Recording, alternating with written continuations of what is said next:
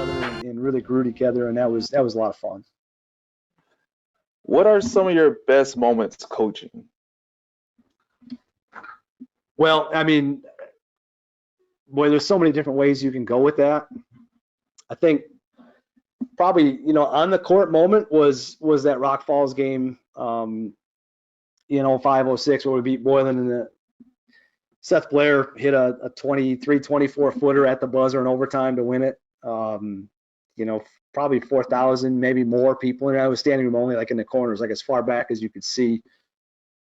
And so I got to relive that a little bit. So one of the things I've been working on is starting a YouTube channel here, and looking at a lot of old game film and stuff, and came across that again,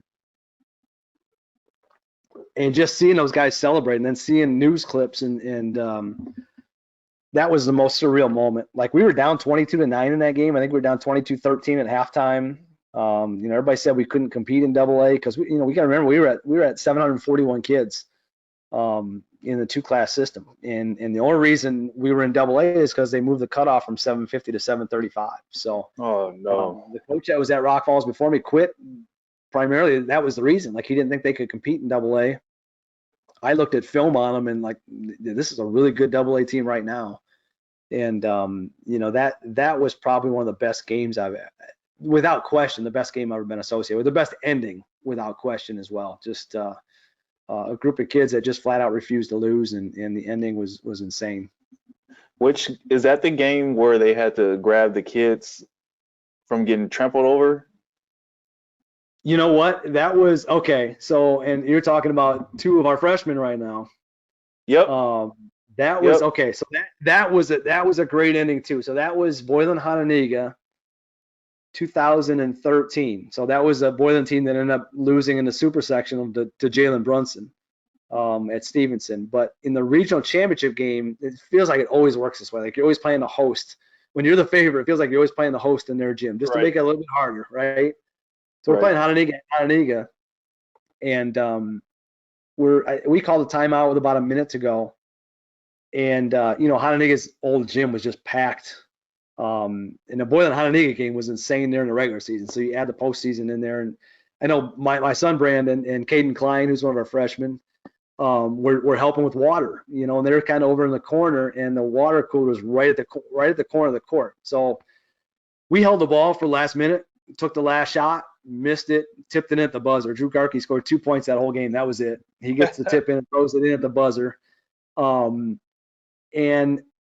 our student section was behind our bench, and they just kicked these chairs go flying. Like, I remember one almost took out the back of my legs, and these kids go tramp on the floor and everything else. And we're celebrating, and I don't think anything of it. We're cutting down the nets, everything else. And our trainer, John Walter at Boylan, who's best, just one of the best ever, he goes, "Hey, when you get a chance later, watch the game film." So we go out, we celebrate, right? And in about 2 a.m., I'm watching this game film, and I finally get to this moment, and I see John Walter, while we're holding the ball up top and both student sections are bouncing up and down and going crazy, I see him whisper to my son. How old was Brandon? He was probably 8. Him and Caden were probably 8 years old. And he whispers to him, and then the shot goes through, and he grabs them both, like by their shirts, picks them up and like shields them, he's got them like almost like against the wall, and it's the wall and the kids and him, and then the student section goes flying by.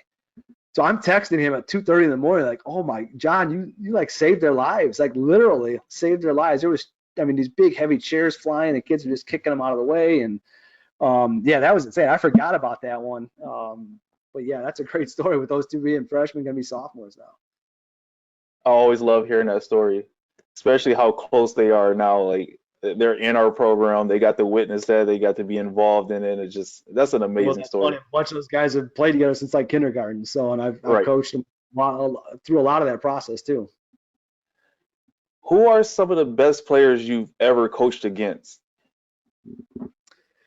Wow. John Shire.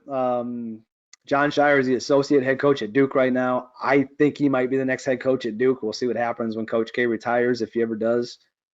John Shire played for Glenbrook North. He played for Dave Weber. Dave Weber was the head coach at Glenbrook North. That was Coach Weber, who was at Illinois at the time, Coach Weber's brother. they're still brothers.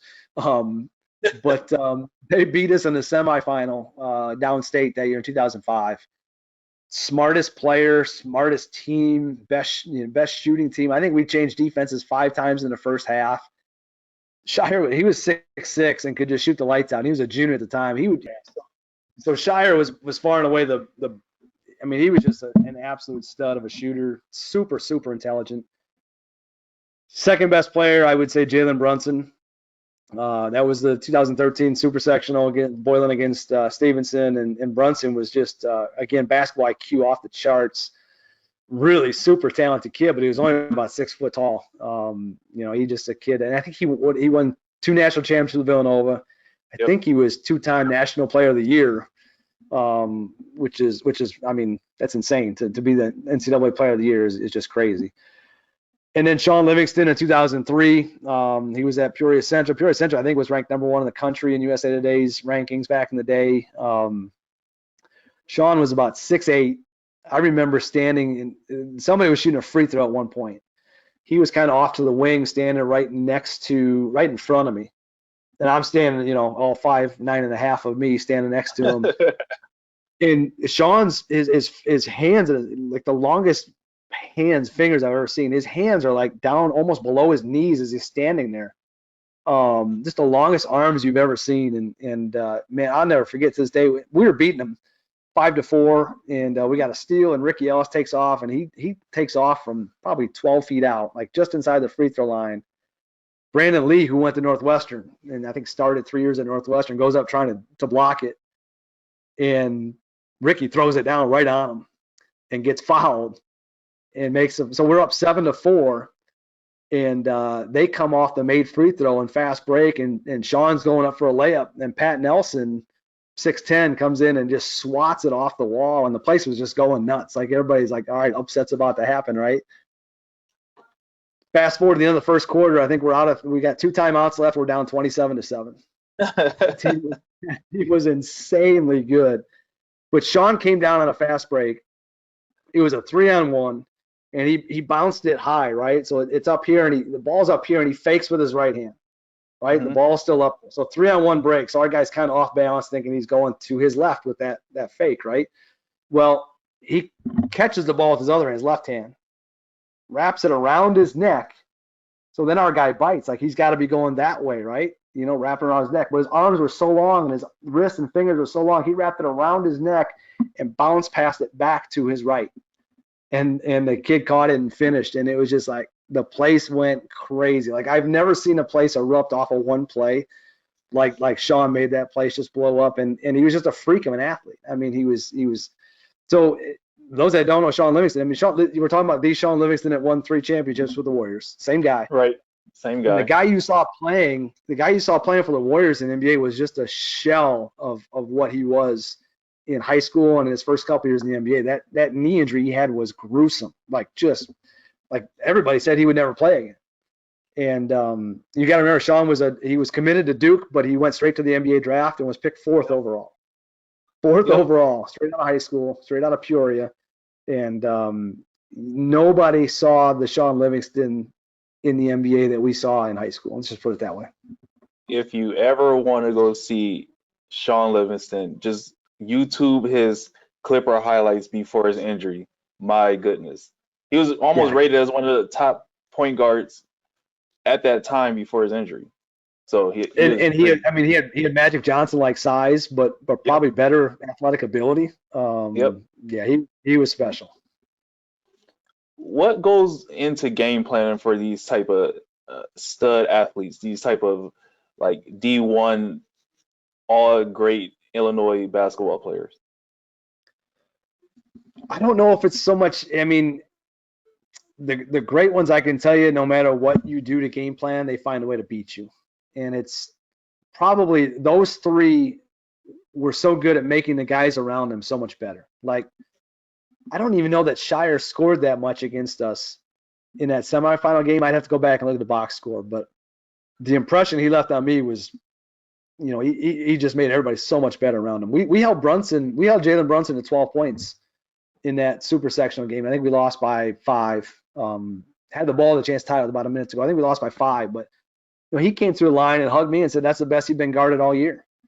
We had a kid named DeMarcus Vines that was about 5'8" and just lightning quick and strong, and was a stud of a football player actually, and a really solid point guard for us. And I don't know that I think when you get to that level against teams like that, it's not really going to be about gimmick a whole lot because they're surrounded by such good players, and they're just gifted at making everybody else better. So, if I had to do all over again, I'd probably, we competed really well with Brunson, and we didn't really do anything special. We just kind of the problem was if you help too much on him, he's, that same year he went downstate and scored like 55. So, I mean, I felt really good about what we did, holding him to 12 points. But, I don't know. It's hard to game plan against a great player. I think if I had to do all over again against Shaun Livingston, I probably would have had somebody pull the fire alarm when we were up 7-4. So we could just get out of there. It was,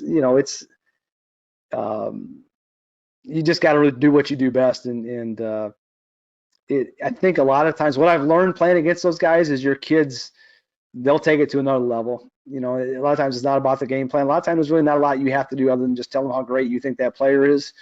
They don't like hearing it, so they want to show they can compete with guys like that. And why wouldn't you? I mean, how many times do you get the opportunity to go compete against a Shaun Livingston or a Jalen Brunson? Absolutely.